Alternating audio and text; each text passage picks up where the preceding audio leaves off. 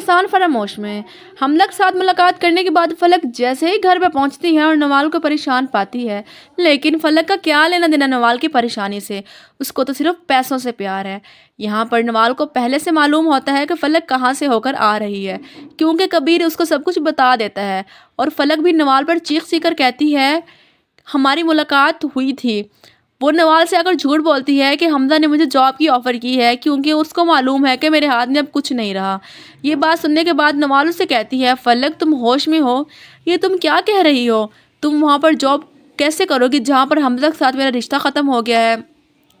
تم یہ سب کچھ کیسے کر سکتی ہو؟ لیکن فلک کو اس بات سے کیا لینا دینا، فوراً سے وہ بھی جواب دیتی ہے کہ آپ کبیر کے آفس میں جاب کر سکتی ہیں تو میں حمزہ کی کمپنی میں جاب کیوں نہیں کر سکتی؟ بات تو پھر بھی ایک ہی ہے نا، وہاں پر جاب کرے گی اور میں یہاں پر کرتی ہوں، اس میں کیا فرق ہے؟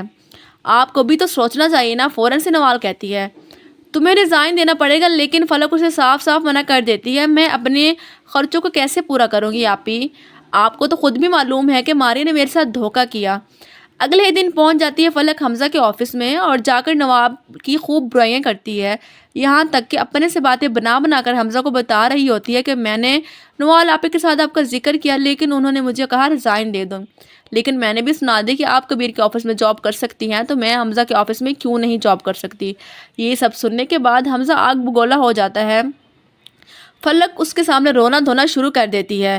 فلک کہتی ہے کہ وہ آپ سے اتنی زیادہ نفرت کرتی ہے، مجھے معلوم نہیں تھا۔ حمزہ کہتا ہے میں بھی اسے اتنی نفرت کرتا ہوں کہ اس کا نام بھی سننا پسند نہیں کرتا، بہتر ہوگا فلک تم اس کا ذکر آئندہ مت کرنا۔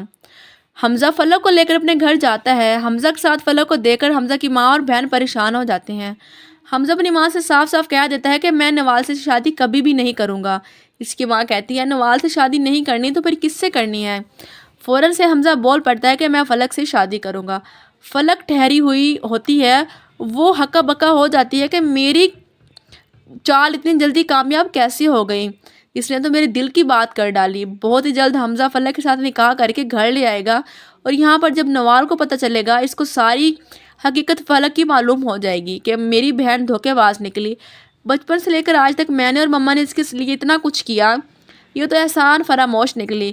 بہت ہی جلد نوال اور کبیر کے درمیان بھی محبت پیدا ہو جائے گی، لیکن فلک حمزہ کے ساتھ کب تک خوش رہے گی؟ ایک نہ ایک دن اس کی بھی حقیقت حمزہ کے سامنے کھل ہی جائے گی۔